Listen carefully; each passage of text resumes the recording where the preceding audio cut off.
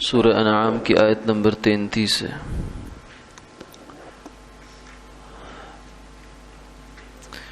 اعوذ باللہ من الشیطان الرجیم،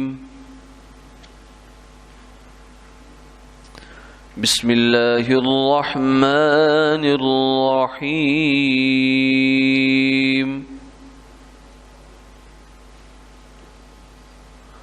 قد نعلم إنه ليحزنك الذي يقولون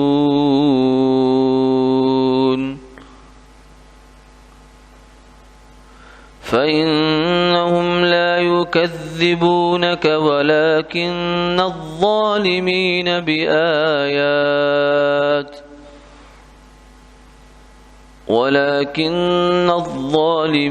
بآيات الله يجحدون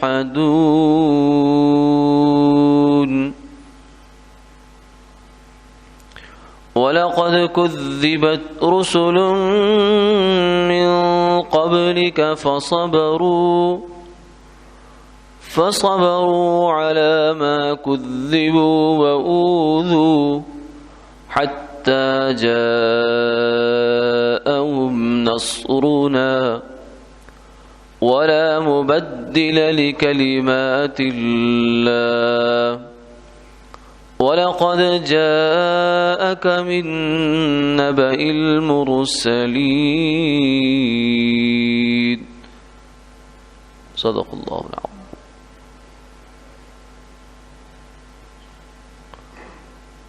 ہمیں معلوم ہے کہ ان کی باتیں آپ کو غمگین کرتی ہیں، وہ آپ کو نہیں جھٹلاتے، مگر ظالم لوگ اللہ کی آیتوں کا انکار کرتے ہیں۔ اور آپ سے پہلے رسولوں کو جھٹلایا گیا، وہ صبر کرتے رہے جھٹلانے پر اور ان تکلیفوں پر جو انہیں دی گئیں، یہاں تک کہ ان کے پاس ہماری مدد آ پہنچی، اور تیرے رب کی باتوں کو کوئی نہیں بدل سکتا، اور آپ کے پاس رسولوں کے حالات آ چکے ہیں۔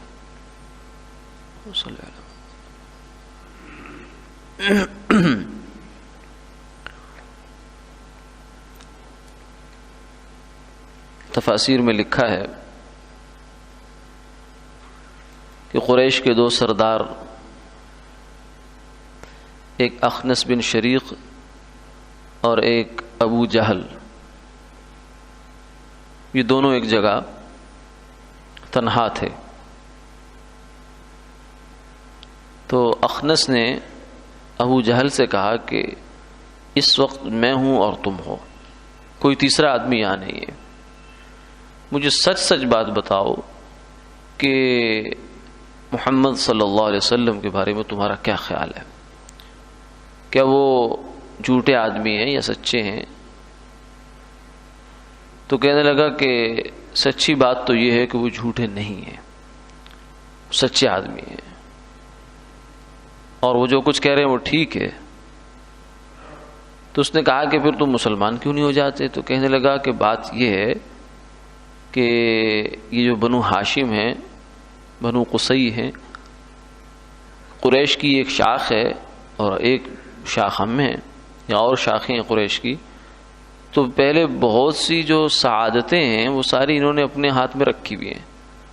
حاجیوں کی خدمت ہے، ان کو پانی پلانا ہے، اور کعبۃ اللہ کی نگہبانی اور دربانی ہے، یہ بہت سی خدمتیں تو دینی اعتبار سے مناصب انہوں نے اپنے پاس رکھے ہوئے ہیں۔ اب اگر نبوت بھی ان کے پاس چلی گئی تو قریش کی باقی شاخوں کا کیا حال ہوگا؟ اس لیے ہمیں اس بات کو گوارا نہیں کرتا کہ یہ نبوت کی جو شرف اور فضیلت ہے یہ بھی اسی شاخ میں چلا جائے، لہذا میں اس کا منکر ہوں۔ یہ تقریباً وہی بات بن گئی جو یہود مدینہ یا دیگر لوگوں کے ساتھ ہوئی کہ وہ جاننے کے باوجود نہیں مانے، جانتے تھے کہ حضور صلی اللہ علیہ وسلم نبی برحق ہیں، لیکن اس کے باوجود مانا نہیں ہے۔ تو جاننے اور ماننے میں جو فاصلہ ہوتا ہے وہ بیچ میں خواہش کا ہوتا ہے۔ کسی دلیل کی وجہ سے نہیں ہوتا، بس وجہ کچھ بھی ہو سکتی ہے، نہیں مانیں گے اس کو۔ عام طور سے انسان کی حب جاہ اس میں رکاوٹ بنتی ہے، یا کوئی خواہش رکاوٹ بنتی ہے کہ انسان سب کچھ جاننے کے باوجود مانتا نہیں ہے، اپنے عمل میں نہیں لا پاتا اس کو۔ تو یہی کیفیت اس کے ساتھ بھی ہو گئی۔ دوسری روایت میں یہ بھی آتا ہے کہ ایک دفعہ خود ابو جہل نے حضور صلی اللہ علیہ وسلم سے یہ کہا کہ آپ سچے ہیں، آپ کے اوپر ہمیں کوئی شک نہیں ہے، لیکن یہ جو آپ قرآن پیش کر رہے ہیں اور اللہ کا پیغام پیش کر رہے ہیں، اسے ہم نہیں مانتے۔ یعنی یہ بھی ہٹ دھرمی کی انتہا ہے۔ کیوں؟ اس لیے کہ جب حضور سچے ہیں، آپ کی ذات سچی ہے، تو آپ کی بات سچی نہ ہونے کا مطلب کیا ہے؟ یہ تو کہو کہ ذات میں مجھے اشکال ہے، ذات میں تو کہتا ہے اشکال کوئی نہیں ہے، کیونکہ 40 سال کا تجربہ ہے اور ایک وسیع زمانہ ہے جس کے اندر آپ کو آزمایا گیا، دیکھا گیا، پرکھا گیا، جانچا گیا، اس کے باوجود کسی نے کوئی آپ کی ذات میں ایسی ویسی بات نہیں نکالی، حتیٰ کہ دعوی نبوت کرنے کے بعد بھی جو ہے وہ کسی کافر نے کبھی آپ کی ذاتی زندگی پر سوال نہیں اٹھایا۔ یہ تو کہا کہ وہی ٹھیک نہیں ہے، یا دعویٰ ٹھیک نہیں ہے، یا ہمیں سمجھ میں نہیں آتا، ہمارے والدین آباء و اجداد جو ہیں وہ اس دین پر نہیں تھے، مختلف قسم کے اعذار بناتے رہے، لیکن آپ کی شخصیت پر کبھی کسی نے، آپ کی حیثیت پر کبھی کسی نے سوال نہیں اٹھایا۔ تو اس کا مطلب ہے کہ سچائی کا اعتراف کرتے تھے۔ ابو جہل نے صاف کہہ دیا، انہوں نے کہا آپ کو ہم مانتے ہیں لیکن آپ کی بات نہیں مانتے۔ تو یہ تو ہٹ دھرمی ہوتی ہے، یعنی انسان تم تو بہت اچھے ہو لیکن آپ کی بات اچھی نہیں ہے۔ بھئی کیا بات ہوئی؟ جب انسان اچھا ہے، ہر اعتبار سے وہ سچا ہے، تو بات بھی سچی ہے اس کی۔ جب وہ کہہ رہا ہے کہ میں اللہ کا پیغمبر ہوں تو مانو، جو تمہیں نشانی دلیل چاہیے وہ مانگو، لیکن مانو تو صحیح، یہ تو نہ کہو کہ ہم اب نہیں مانتے، تو یہ پھر ہٹ درمی ہو جاتی ہے۔ تو فرمایا کہ اے میرے محبوب، اس طرح کی بات جب آپ سے ہوئی، یہ وہ والی بات آپ تک پہنچی، تو آپ کو بہت رنج ہوا کہ یہ کیسے عجیب لوگ ہیں کہ مان کر بھی نہیں مان رہے۔ یعنی انسان چلو غفلت میں ہوتا ہے تو اسے تو سمجھایا جائے، بجھایا جائے، تنبیہ کی جائے، بیدار کیا جائے، لیکن جو انسان مان چکا ہے، کہتے ہیں کہ سوئے کو جگائے پر جاگتے کو کون جگائے؟ جو آدمی غافل ہے اس کو تو آپ جگا سکتے ہیں، تنبیہ کر سکتے ہیں، اس کو اٹھا سکتے ہیں، لیکن جو جاگ رہا ہے مگر جاگ نہیں رہا، جاگنا چاہ نہیں رہا، تو وہ آپ کے جگانے سے نہیں جاگ سکتا۔ تو اس لیے جب انسان ہٹ دھرمی پہ پہنچ جاتا ہے تو پر اس پہ پھر افسوس ہو سکتا، اور کچھ نہیں ہو سکتا۔ اس پر پھر حزن ہوتا ہے، غم ہوتا ہے کہ کیا کر رہا ہے یہ آدمی اپنے ساتھ، اور کیا بنا رہا ہے اپنے آپ کے ساتھ، جہنم کا کتنا بڑا ایندھن اپنے لیے اکٹھا کر رہا ہے، یہ افسوس رہ جاتا ہے۔ تو پھر انبیاء علیہ الصلوۃ والسلام تو شفیق، انتہائی شفیق، جو ہے ماؤں سے زیادہ اللہ تعالیٰ کی رحمت کے مظہر ہوتے ہیں، تو انہیں تو اور زیادہ افسوس ہوتا ہے۔ آپ نے ایک جگہ فرمایا کہ میری مثال تمہارے ساتھ ایسے ہے جیسا کہ آگ ہو اور اس کے اندر لوگ گر رہے ہوں، جیسے پروانے ہوتے ہیں شمع کے گرد گرتے ہیں، آ کر اس پر گر رہے ہوتے ہیں، اور میں تمہیں تمہاری پشتوں سے پکڑ کر، پیٹھوں سے پکڑ کے پیچھے ہٹا رہا ہوں، اور تم آگے گرتے چلے جا رہے ہو، گرتے چلے جا رہے ہو۔ تو یعنی جیسے ایک بچہ ہو، وہ کسی آگ کی طرف بڑھ رہا ہے، چاہے وہ دشمن کی بچہ ہو انسان کے، تو آدمی کی جو اندر اس کے ایک جذبہ ہے رحمت کا، شفقت کا، وہ اس کو آرام نہیں کرنے دے گا، وہ اس کو بڑھے گا، بڑھ کر اس بچے کو وہاں سے اٹھانے کی کوشش کرے گا، کیونکہ اسے شفقت ہے اس پر۔ تو انبیاء علیہ الصلوۃ والسلام کو تو انسانوں کے ساتھ جو شفقت ہے وہ اس سے کہیں زیادہ ہوتی ہے جتنی ہمیں بچے کے ساتھ ہوتی ہے۔ تو اس لیے آپ کو جتنا بھی دکھ ہوتا ہے اس بات کا بجا تھا۔ فرمایا قد نعلم انه ليحزنك الذي يقولون، میرے محبوب ہمیں پتہ ہے کہ آپ کو اس بات نے بڑا غمگین کیا ہے، جو انہوں نے یہ بات کہی ہے کہ آپ سچے ہیں لیکن آپ کی بات سچی نہیں ہے، آپ کی ذات سچی ہے مگر بات سچی نہیں ہے، اس بات نے آپ کو بہت دکھ پہنچایا ہے۔ لیکن فإنهم لا يكذبونك، یہ آپ کو نہیں جھٹلا رہے، آپ تو ہمارے پیغمبر ہیں۔ اگر آپ کسی کو پیغام بھیجیں کسی کے ہاتھ کے، جاؤ فلاں آدمی کو بلا کر لے آؤ، اور وہ جا کر پہنچائے پیغام کہ آپ کو فلاں صاحب بلا رہے ہیں، اور وہ آگے سے کہ میں نہیں آتا، تو نافرمانی کس کی شمار ہوگی؟ ظاہر ہے کہ حق تلفی اسی کی ہوگی جس نے اس کو بھیجا ہے. جو جانے والا ہے اگرچہ اس کی بھی بے اکرامی ہے، لیکن پیچھے جو بے اکرامی نتیجتاً بنے گی، امتحان بنے گی، وہ اسی کی بنے گی جس نے اس کو بھیجا ہے، کہ اس کے نام کا، اس کے حوالے کا، اس کے ریفرنس کا اس نے خیال نہیں کیا.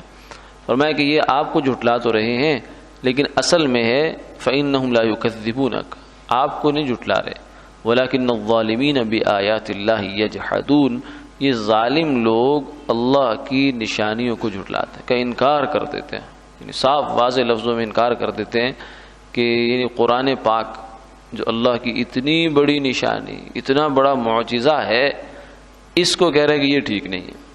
آپ ٹھیک ہیں، لیکن آپ جو کلام ہمیں لا کر دے رہے ہیں وہ ٹھیک نہیں، حالانکہ اس کلام کا ان سے ایک صورت کا بھی مقابلہ نہیں ہو پایا. اتنی بڑی معجزہ، اتنی بڑی نشانی جو دلیل نبوت ہے سرکار دو عالم صلی اللہ علیہ وسلم کی، فرمایا کہ ان آیات کو یہ جھٹلاتے ہیں تو اس سے بڑا بدبخت کون ہو سکتا. آگے تسلی کے طور پر یہ فرمایا کہ یہ صرف آپ کے ساتھ نہیں ہوا، بلکہ یہ پیچھے ہوتا آیا ہے. انسانی طبیعت ہے کہ اگر اسے یہ پتہ چل جائے کہ جو مصیبت میرے اوپر آئی ہے وہ اوروں پر بھی آئی ہوئی ہے. اذا عم خفا، ان البلیۃ اذا عمت خفت، عربی کا ایک محاورہ ہے کہ جب پریشانی اور مصیبت عام ہو جاتی ہے، یعنی بہت سارے لوگ اس میں آ جاتے ہیں، اس کے دائرے میں آزمائش کے اندر آتے ہیں، تو اس کی جو شدت ہوتی ہے نا، اس کا احساس ہوتا ہے وہ کم ہو جاتا ہے. مرگ انبو جشن دارد، بہت ساری میتیں ہو جائیں تو ایک جشن کا سا سما بن جاتا ہے. حالانکہ دکھ ہوتا ہے، لیکن جو کہ بہت بڑا پیمانے پہ ہو جاتا ہے تو اس لیے اس کا کچھ احساسات اور طرح کے ہو جاتے ہیں. تو اس لیے فرمایا کہ یہ جو کام آپ کے ساتھ ہوا ہے یہ پیچھے بھی نبیوں کے ساتھ ہو گزرا ہے، اور اللہ تعالیٰ نے جو قرآن پاک میں انبیاء علیہ الصلوۃ والسلام کے واقعات ذکر فرمائے ہیں اس کے پیچھے حکمت یہ بیان فرمائی. وَكَذَلِكَ نُقُصُّ عَلَيْكَ مِنْ أَنْبَاءِ الرُّسُلِ مَا نُثَبِّتُ فِيهِ بِهِ فُؤَادَكَ، اے میرے محبوب ہم جو آپ کو نبیوں کے قصے سنا رہے ہیں، نوح علیہ الصلوۃ والسلام اتنے 100 سال تبلیغ کی، حضرت ابراہیم علیہ الصلوۃ والسلام یہ ہوا، موسیٰ علیہ السلام کے ساتھ بنی اسرائیل نے یہ کیا، اور فلاں کے ساتھ یہ ہوا، فلاں کے ساتھ یہ ہوا، تو یہ اس لیے سناتے ہیں نثبت به فؤادک، کہ آپ کے دل کو ہم جماؤ پیدا کریں. کیونکہ جب آدمی کسی کے نمونہ دیکھتا ہے نا تو اس کو اصل میں اطمینان تب ہوتا ہے، باتوں سے، فلسفوں سے، کہانیوں سے، صرف زبانی جو چیزوں سے نہیں ہوتا، بلکہ جب نمونہ سامنے آتا ہے تو آدمی بالکل حوصلہ ہو جاتا ہے کہ جب اس نے یہ مشقت اٹھا لی تو میں کیوں نہیں اٹھا سکتا. تو اس لیے فرمایا وَلَقَدْ كُذِّبَتْ رُسُلٌ مِّن قَبْلِكَ، آپ سے پہلے رسولوں کو جھٹلایا جا چکا ہے، اور اس سے بڑی بڑی باتیں ان کے ساتھ کی جا چکی ہیں. فَصَبَرُوا عَلَىٰ مَا كُذِّبُوا وَأُوذُوا، جو ان کو جھٹلایا گیا لیکن اس پر انہوں نے صبر کیا ہے. نبی کا کام صبر ہے. وَأُوذُوا، تکلیف بھی دی گئی، زبان سے بھی یہ کہا گیا تھا کہ آپ جھوٹے ہیں. کتنے انبیاء علیہ السلام کا قصہ آتا ہے قرآن پاک میں کہ ان کی قوم نے صاف کہتے تم تو جھوٹے آدمی ہو. دیکھیں آج ایک عام سے انسان کو، شریف آدمی کو، جس کے ریکارڈ پر کوئی جھوٹ ہونا معاشرے میں معروف نہیں ہے، یہی ہے کہ یہ بندہ معتبر ہے، اس کے منہ پر اگر کوئی انسان آ کر کہے تو جھوٹا ہے اور تو پاگل ہے، دیوانہ ہے، تو اس کو کیا محسوس ہوگی؟ وہ اس کا اگر بس چلے تو اس کو وہیں کھڑے کھڑے جو ہے نا اس کے اندر سے گولی نکال دے کہ تو اتنی بڑی بات کہہ رہا ہے، مجھے میرے اوپر اتنا بڑا الزام رکھ رہا ہے، تو یہ کر رہا ہے، وہ کر رہا ہے. لیکن انبیاء علیہ السلام یہ نہیں کرتے. ان کے اخلاق وہ نمونہ ہوتے ہیں قوموں کے لیے بھی. فرمایا لیس بی سفاہا ولکنی رسول من رب العالمین، اے میری قوم میں پاگل نہیں ہوں، میرا دماغ خراب نہیں ہے، بلکہ میں تو اللہ کا پیغمبر ہوں. تو نبیوں کے حوصلے تو بہت بڑے ہوتے ہیں. اللہ نے نبیوں کا کام کر لینے والے یعنی علماء اکرام جو کہ انبیاء کے وارث ہیں اور دعوت کا کام کرنے والے، اللہ تعالیٰ ان کے بھی بڑے حوصلے بنا دیتے ہیں. حضرت شاہ اسماعیل شہید رحمہ اللہ تعالی دلی کی جامع مسجد میں وعظ کہا کرتے تھے. تو وہاں چونکہ وعظ میں کچھ بدعات اور رسومات اس کے خلاف بھی بات ہوتی تھی، تو کچھ مخالف لوگ بھی پیدا ہو گئے، اور مخالف تو پیدا ہو ہی جاتے ہیں کہیں نہ کہیں سے. اللہ تعالیٰ یہ بھی ایک کا اس کا نظام ہے کہ وہ انسان کو اس راستے سے بھی نوازنا چاہتا ہے کہ اس کے مخالفین پیدا کر دیتا ہے۔ تو اس لیے جب وعظ فرما رہے تھے تو ایک آدمی نے اٹھ کر کہا کہ مولوی اسماعیل یا جیسا بھی نام لے کر کہا کہ تم حرام زادے ہو۔ تو یعنی یہ وہ آدمی ہیں جن کے دادا حضرت شاہ ولی اللہ دہلوی رحمہ اللہ، اور جن کی بادشاہ کے دربار میں بھی اتنی براہ راست جو ہے شاہی اس میں جانا آنا تھا، اتنا ان کا مقام تھا، عزت تھی دنیا کے اعتبار سے بھی اور دین کے اعتبار سے تو بہت بڑے آدمی تھے۔ تو اس آدمی نے سیدھا کھڑا ہو کر کہہ دیا کہ میں نے سنا ہے کہ تم حرام زادے ہو۔ تو حضرت نے بالکل کوئی اس کو نہیں ڈانٹا اور نہ یہ کہا کہ تو ایسا ہوگا، تیرا باپ ایسا ہوگا، تیری ماں ایسی ہوگی، فلاں تمہارا خاندان ایسا ہوگا، نہیں، کچھ نہیں کہا، بلکہ فرمایا کہ آپ کو کچھ غلط فہمی ہوئی ہے، کیونکہ میرے والد صاحب کے نکاح کے گواہ ابھی بھی زندہ ہیں، موجود ہیں، فلاں محلے میں رہتے ہیں، آپ ان سے جا کر تحقیق فرما سکتے ہیں۔ تو وہ اس آدمی نے پھر جو ہے وہ یہ جب جواب سنا تو اس نے کہا کہ میں مان گیا کہ سچا آدمی، مخلص آدمی، اس کے پاس اخلاق نبوت ایسے ہی ہوتے۔ تو اس لیے فرمایا کار نبوت کے لیے اوصاف نبوت بھی چاہیے، کہ جب دین کا کام آدمی ان دوست لوگوں میں پیش کرنے جاتا ہے تو اس کو سب سے پہلے اپنے شخصیت پر دھیان دینا ہوتا ہے کہ میں کیا لے کے جا رہا ہوں، کیونکہ زبان کی دعوت نہیں چلتی، دعوت عمل کی چلتی۔ ایک صاحب جو ہیں وہ ایک دفعہ واقعہ سنایا ہمارے ایک استادوں نے، کہنے لگے کہ ہم دو بندے تھے، ایک میں تھا، ایک ڈاکٹر صاحب تھے میرے ساتھ، تو ہم لوگ کہیں جا رہے تھے، بالا کوٹ کی طرف کا سفر تھا، تو وہاں ہم نے سیٹیں کروا لی بس کے اندر۔ تو اس کے اندر ایسا ہوا کہ ہم لوگ نیچے اتر گئے، ابھی بس کے چلنے میں وقت تھا، تو کہنے لگے کہ جب ہم واپس آئے، چلنے کا وقت شروع ہوا، آ گیا، بس کا وقت پورا ہو گیا، تو ہماری سیٹوں پر ایک دو آدمی بیٹھے ہوئے تھے۔ تو فرمانے لگے میں نے تو کچھ نہیں کہا، لیکن وہ جو میرے دوست ساتھی ڈاکٹر صاحب تھے وہ اڑ گئے، انہوں نے کہا جی ہماری سیٹ خالی کرو۔ تو اس نے کہا جی کوئی بات نہیں، آپ پیچھے بیٹھ جائیں۔ نہیں سیٹ خالی کرو، ہم نے ٹکٹ کروائی ہے، یہ نہیں، یہ فلاں ہے فلاں، حتیٰ کہ اتنا اس سے الجھے وہ کہ اس نے جو ہے وہ کنڈکٹر آ گیا، اس نے آ کر کہا کہ نہیں سیٹ خالی کرانی پڑے گی آپ کو، سیٹ خالی کروا لی ان سے۔ جب بس چل پڑی تو اب وہ اپنے معمول کے مطابق انہوں نے دعوت دینی شروع کر دی ساتھ والے آدمی کو کہ اللہ نے ہمیں دنیا میں بھیجا ہے، یہ ہے وہ ہے۔ تو اس نے فوراً چھوٹتے ہی کہا بس آپ کی دعوت میں نے دیکھ لی، آپ اگر ایک سیٹ نہیں چھوڑ سکتے تو آپ کون سے اخلاق کی نمائندگی کرتے ہیں؟ تو اب اس بیچارے خاموش کہ سیانے ہو گئے، اور جب تک وہ بس چلتی رہی جہاں منزل مقصود تک نہیں پہنچے تو اس آدمی سے بات نہیں کر سکے۔ تو اصل میں انسان کا عمل جو ہے وہ اس کی دعوت ہوا کرتا ہے۔ تو انبیاء علیہ الصلوۃ والسلام اپنا عمل پیش کرتے ہیں اور اس پر صبر کرتے ہیں۔ فصبروا علی ما کذبوا واوذوا، جو بھی ان کو اذیت دی جاتی ہے اس پر وہ صبر کرتے ہیں۔ حتی جاءہم نصرنا، تو پھر اللہ کی طرف سے مدد کے دروازے کھلتے ہیں۔ صبر ایسی چیز ہے، ایسی طاقت ہے کہ جس پر پھر اللہ تعالیٰ اس معاملے کو اپنے ہاتھ میں لے لیتے ہیں۔ اگر آدمی اپنا انتقام خود لیتا ہے تو اس کا معاملہ کچھ اور ہوتا ہے، اور اگر وہ صبر کرتا ہے اللہ کا حکم سمجھ کر تو اس کا معاملہ کچھ اور ہوتا ہے۔ ایک جو ہے وہ اللہ والے جا رہے تھے ایک دفعہ، تو ان کے جو ہے دو آدمی، ایک ان کے مرید بھی تھے اور ایک خود بھی تھے، وہ ساتھ ان کے جو شاگرد تھے، تو ان کے کہیں کسی سواری سے یا کسی طریقے سے کچھ گرد و غبار مٹی وغیرہ پڑی، کوئی سیٹ تھا یا کوئی شہزادہ تھا، بہرحال اس کے ساتھ کوئی جیسے اس کی کوئی داشتہ تھی، رکھیل ہوتی ہے، کوئی خاتون تھی اس قسم کی، تو اس کے کپڑوں پر پڑی تو غصے میں آ گئی اور اس کو بہت برا لگا کہ یہ کیا کیا اس درویش فقیر نے جو ہے میرے ساتھ ایسا کیا۔ تو اس کا جو وہ مرد تھا اس نے آ کر ان کو تھپڑ مار دیا۔ اب انہوں نے جو ہے جلدی سے اپنے اس کو مرید کو کہا کہ تو بھی اس کو مار دے تھپڑ، لیکن وہ مارنے میں تھوڑی تاخیر کر دی اس نے، حتیٰ کہ وہ مر گیا، وہ مارنے والا مر گیا۔